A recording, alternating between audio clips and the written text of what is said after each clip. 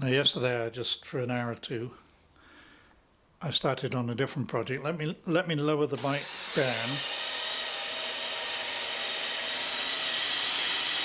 This is so useful when you can do this. I bought a Denali fuse box so that I can power things like GoPros and phones and lights, all sorts of things. I just didn't know where to put it on this bike. There seems to be nowhere spare. I think on the Adventure there's more room, but on this one there just doesn't seem to be space for anything underneath. Of course I've got space here, but the tank even covers the battery up, so you've got no chance of getting into where the ABS was, and that fits neatly there now. And I looked at the toolbox, and the toolbox is so good on these. It's a proper rack for everything, because you may saw in the beginning this is all loose at the moment because I took it off.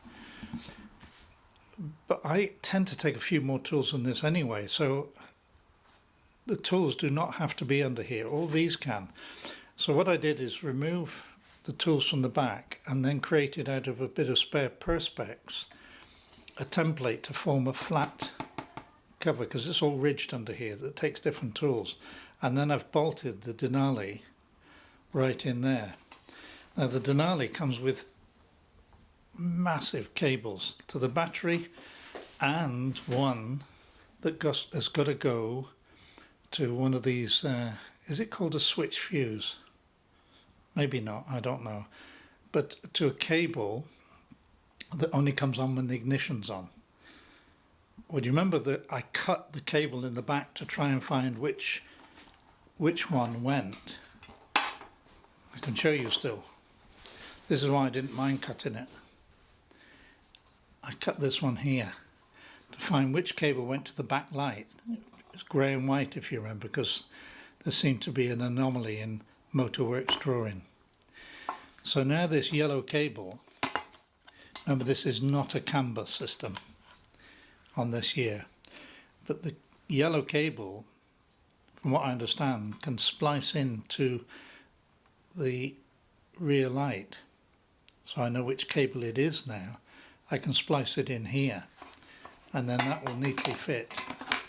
And I mean, none of this is on at the moment, but then I can neatly fit it.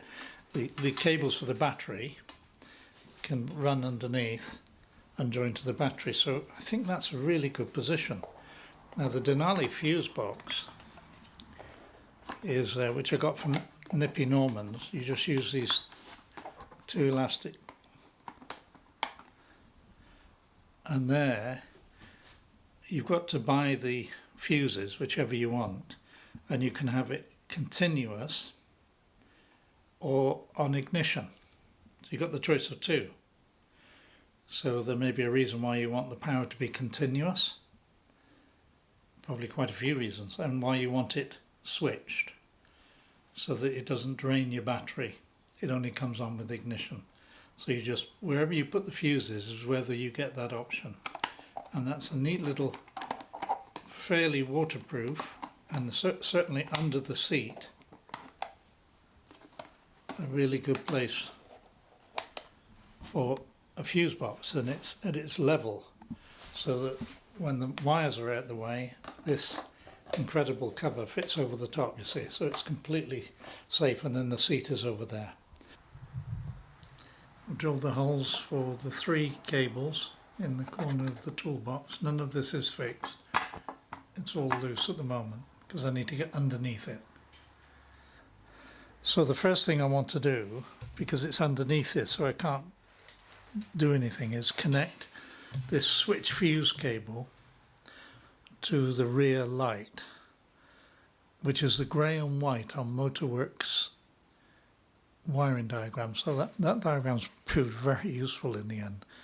So the grey and white that's marked on their diagram as grey and black, but grey and white goes to the tail light, which is on when you switch the ignition on. So if I can splice this into that, then that gives me my switch fuse cable, if that makes sense. So the first thing I need to do is take this off just put it there. So this yellow cable needs to splice in. I'm going to have to cut this open a little bit more to find the grey and the white cable.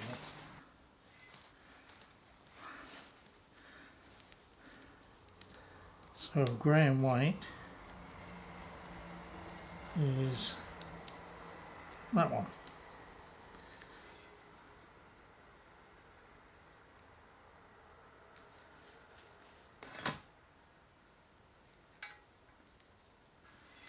Just to expose it there. So I've cut the cable and now I need to cut the yellow cable. Just checking I've got enough. Yep, plenty of room.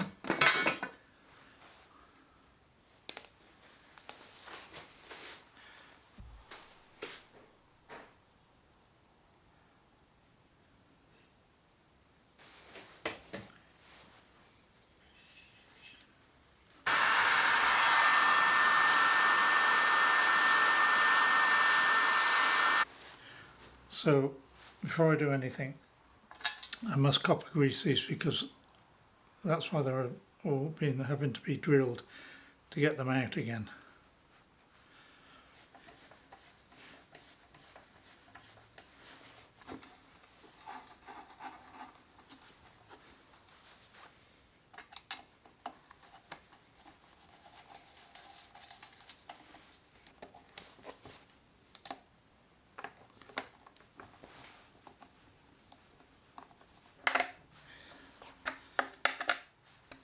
Finish it off, keep it watertight. They do, they go in there very neatly. This is the cable from the Denali. This is the live cable. I've put the cable ties in all the way down. I need to cut it off about there.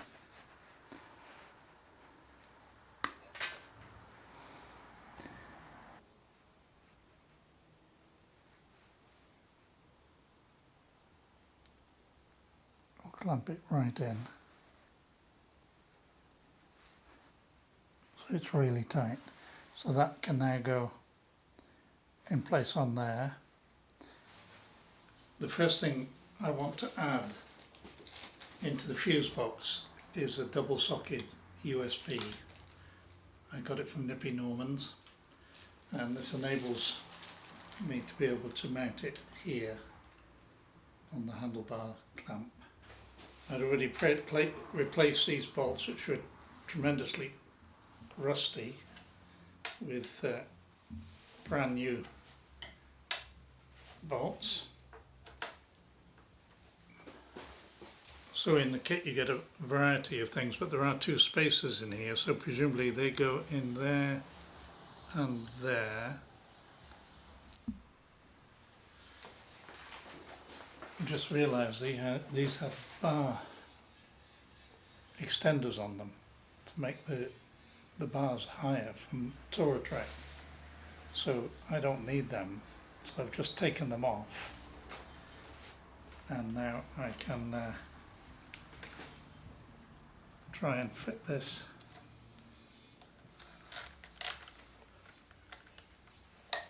I didn't see a little Toratrack sign till I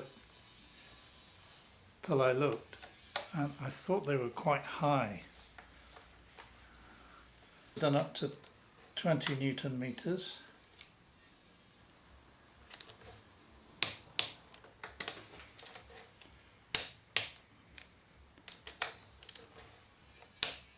Okay, so they're all up to 20 Newton meters.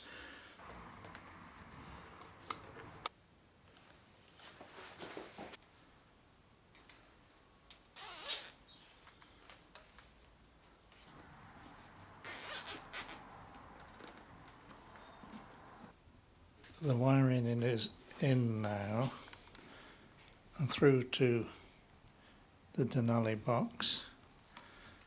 I need to follow the diagram. So the positives always go to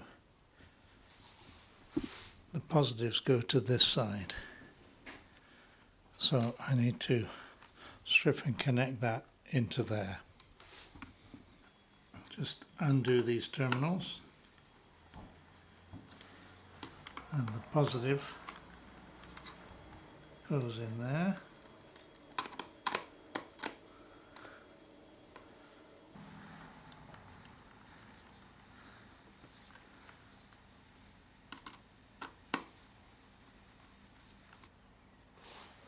The switch side, which is here, so there it is, fully home, 2 amp fuse in there, and that in theory is it. So now let's see if it is working. This is now the test. I'm always nervous. These 2 ports are different amperage. One is 1 amp and one is 2.3. I don't suppose it makes a lot of difference, but I think Android phones take the lower one. So let me just put it in there. That's a 2.3 one. And of course, there's nothing there now. You can see that the iPhone is not charging.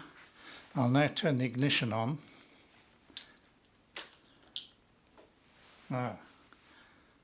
Charging. It's working. Oh dear.